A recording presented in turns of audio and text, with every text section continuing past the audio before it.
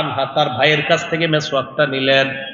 নেওয়ার পর আল্লাহ নবীকে বললেন, উলিনুহু লাকা ইয়া রাসূলুল্লাহ, মেসওয়াকটা কি নরম করে দিব কিনা?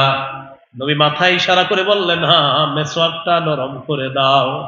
আম্মা জান আয়েশা সিদ্দিকা রাদিয়াল্লাহু তাআলা আনহা নিজের দাঁত দিয়ে মেসওয়াকের এক অংশ নরম করলেন। আম্মা জান বলেন, আমার সৌভাগ্য, ইন্তেকালের আগে আল্লাহ নবীর থুতু আর আমার থুতু আল্লাহ এক করে দিয়েছেন। ওই মেসওয়াক নরম করছে তো আম্মা জানের থুতু লাগছে, আবার নবী মেসওয়াক করছে। ইন্তেকালের আগে এই নবী মেসওয়াক করলেন। মেসওয়াক করার পর একটা কাঠের অথবা চামড়ার পাত্রে পানি আনা হলো। পানির মধ্যে নবীজি কি করলেন দেখেন, দুই হাত পাত্রে ঢুকাইলেন, ঢুকে এইভাবে পানি নিলেন। নেওয়ার পর দুই হাতে এইভাবে বারবার চেহারা মুছতেছে। এইভাবে চেহারা কি করতেছে? মুছতেছে। চেহারা মোছার পর আঙ্গুল উপরের দিকে উঠে নিলেন। এইভাবে দেখেন, এই যে হাত উপরের দিকে উঠে বললেন, ইন্নালিল মাউতি সাকারাত, মৃত্যুর যন্ত্রণা অনেক কঠিন। বারবার চেহারা মুছতেন আর বললেন, মৃত্যুর যন্ত্রণা কঠিন। হাত এইভাবে উঠানোর পর বললেন, আল্লাহুম্মা ফির রফিকিল আলা, আল্লাহ উত্তম বন্ধুর কাছে আমাকে নিয়ে যান। এটা নবীজি বললেন। বলার পর আম্মাজান বলেন, আমি তাকিয়ে রইলাম।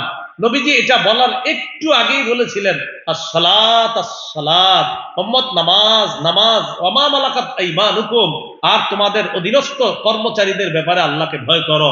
আঙ্গুল উপরে উঠাইছে, উঠায়া বললেন, আল্লাহুম্মার রফিকুল আলা, আল্লাহ শ্রেষ্ঠ বন্ধু আপনি, আপনার সান্নিধ্য আমি চাই। এটা বললেন। মালাত ইয়াদুহু, আস্তে হাতটা ঢলে পড়লো, ঝুঁকে পড়লো, নবী বিদায় নিলেন। আমি আপনাদেরকে নবীর বিদায় বলাটা উদ্দেশ্য না, আমি এই জায়গায় নবীর মৃত্যু বলা উদ্দেশ্য না, আমার বলা উদ্দেশ্য অন্যটা।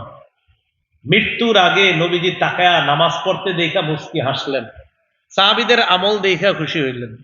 মৃত্যুর আগে মেসওয়াক করে নবী আমল শিখাইয়া গেলেন। বুঝাইতে চাইলাম, নবী মৃত্যুর আগে বললেন, নামাজ নামাজ নামাজ। বলেন তো কবর পর্যন্ত কয় জিনিস যাবে? 3 জিনিস যাবে। পরিবার যাবে, সম্পদ যাবে, আমল নামা যাবে। পরিবার ফিরে আসবে, সম্পদ ফিরে আসবে, থাকবে কি? নবী ইন্তেকালের আগে বলতেছে, নামাজ নামাজ নামাজ। কালিমার পরে শ্রেষ্ঠ ইবাদত হলো নামাজ। বলেন, কালিমার পরে শ্রেষ্ঠ ইবাদত নামাজ। তাই বলেন তো আপনারা সবাই, আমাদের সম্পদ আমল, আমাদের সম্পদ যা ভোগ করছি, আমাদের সম্পদ যা ভোগ করছি, কবরে কি যাবে? আমল যাবে। আল্লাহ আমাদের সকলকে এই মৃত্যুর আলোচনা থেকে মূল যে শিক্ষাটা, সেটা হলো প্রকৃত সম্পদ নিয়ে যেন কবরে যেতে পারি। আল্লাহ তৌফিক দান করেন। আমিন ওয়া আখিরু দাওয়ানা আনিল হামদুলিল্লাহি রাব্বিল আলামিন।